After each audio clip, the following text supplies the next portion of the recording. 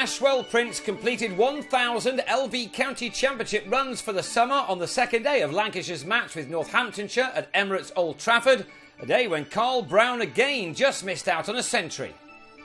Adam Rossington began the second morning needing 21 runs for his 100, but he'd added only 10 when he became the latest LBW victim of the country's number one bowler Kyle Jarvis.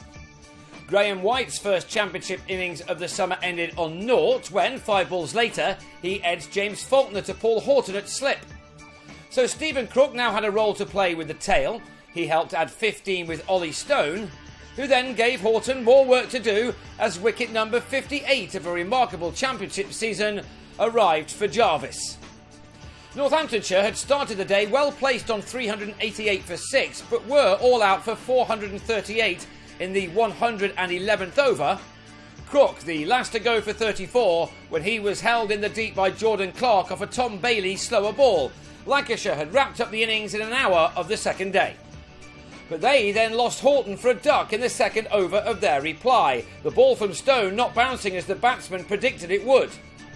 That was an ideal start for the visitors, who would have hoped that the 438 they got would be a tough total to match on a pitch which was expected to offer the spinner plenty, especially with the mercury on the rise.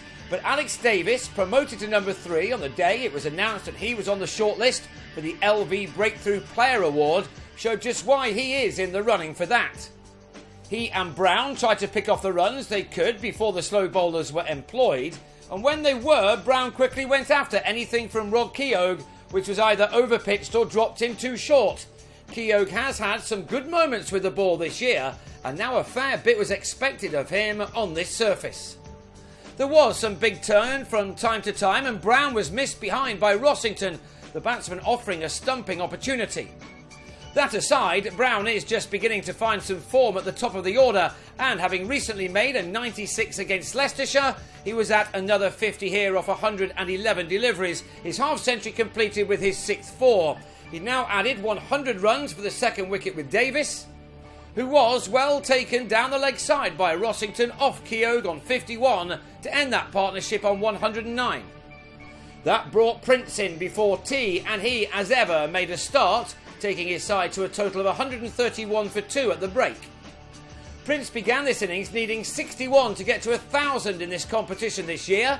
This shot took the South African 6 runs closer to his target, and he was soon to go past 18,000 runs in his first-class career overall. After having one of their worst days of the 4-day summer on the first day of this match, this was Lancashire doing what they've been doing all season long.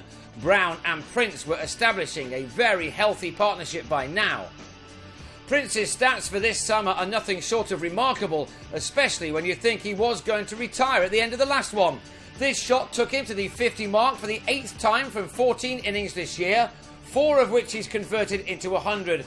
His latest half-century came from 74 balls, with 7 4s and 1 6 included.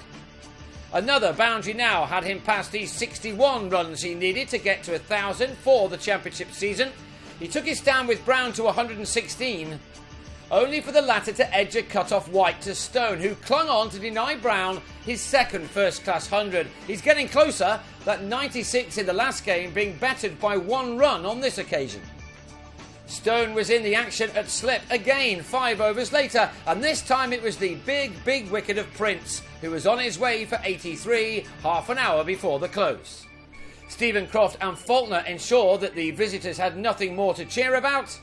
Lancashire ending the day on 257 for 4, which will see them enter the third day of this match 181 runs behind, a draw already looking the most likely result unless the ball really starts to spin. Northamptonshire will not want to concede a first innings lead to their hosts.